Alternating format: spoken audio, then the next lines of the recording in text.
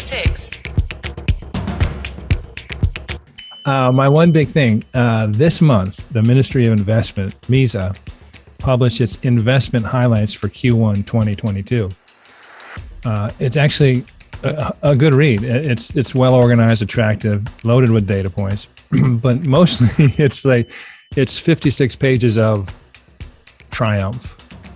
I mean, this first quarter for Saudi Arabia was pretty spectacular. It reminds me, Lucian, of the publications, like I have when the Nats, Washington Nationals, won the 2019 World Series, they put out a publication, which is a recap of the season, and it's glowing and it's positive and it's celebratory and everything. So this reminds me of one of those recap of a champion season, which would be in that first quarter, 2022 for Saudi Arabia.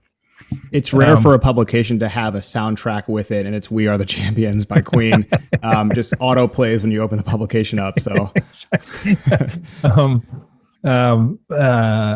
the headline. There are a couple of headlines, and I'll get into the meat of it because again, it's an interesting read. It's like I said, 56 pages. It's actually easily accessed. Ministry of Investment wanted you to know in Q 2022 that they saw 101 investment deals worth more than $4 billion. Deals announced are expected to create more than 5,800 new jobs. Now we know, and we've covered it, and we'll cover it again. A big chunk of that was a $3.4 billion investment that was committed by Lucid Motors to build an electric vehicle factory in Saudi Arabia. The report also wanted you to know, going back to 2021, that the FDI inflow for 2021 was 19.3 billion, the highest in 10 years. Now we also know that 12.4 billion of that was from the sale of Saudi Aramco pipelines. But even without that, the inflows would have been at their highest level since 2016. And the ministry once, reported that 3,300 new foreign investment licenses in the second half of 2021, greater than threefold increase from the same period in 2020. So, as we know, the Saudi economy is just busting along. One of the interesting things about the report is they have a number of interviews with prominent leaders from the private sector. So you get, you get extended interview with head of Amazon Middle East, CEO of Lucid, Peter Rawlinson, head of CEO of Roshan, vice chairman, CEO of Aqua Power. Also an interesting one with Majid Al-Hokhil, which is Minister of Municipal Rural Affairs and Housing, but it's on real estate. I say that because we've got an interesting episode upcoming with Faisal Durrani with Knight Frank, who's going to tell us all about commercial and residential real estate in Saudi Arabia.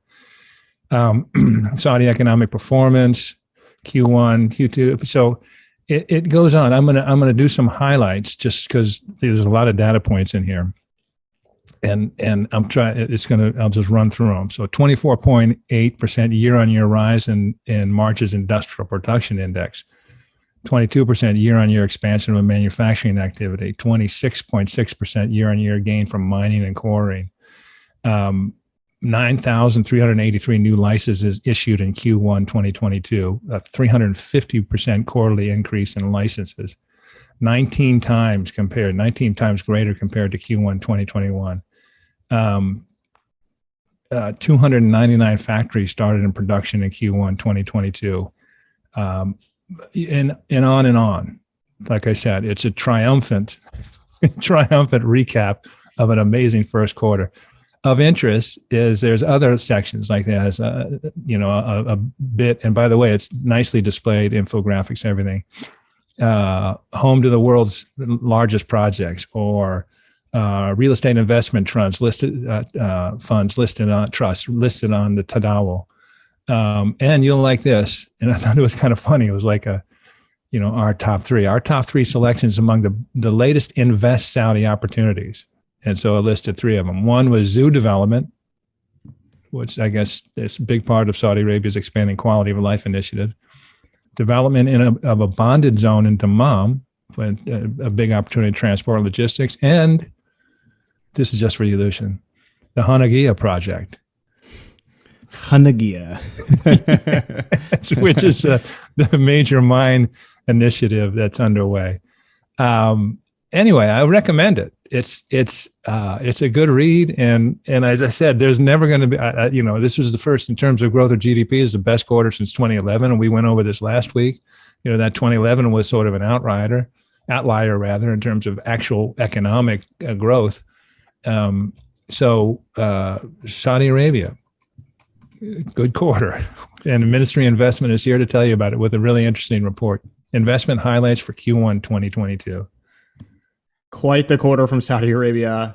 Richard, you and I have both talked about this off the air, but the Invest Saudi team and the reinvigorated, re-energized team behind getting and attracting investment into Saudi Arabia is impressive, and they're doing really good work. And it's stuff like this. I mean, this report, I don't have much to add in this situation because the report is so in depth and so well done that it's the type of thing that they can market and say, hey, look, like here's just all the facts about what's going on, done in a very beautiful way. It does have that sheen of the consultant vibe to it, where it just is ultra professional and beautiful. But check this report out because this is really good. There is a lot of new data in here too. I mean, they talk about how well the economy is doing, and they talk about flash estimates and stuff, which actually were beaten this first quarter, I think, since the publication of this at 9.9%. But just really, really good GDP growth, that is. Just really, really good stuff in this report.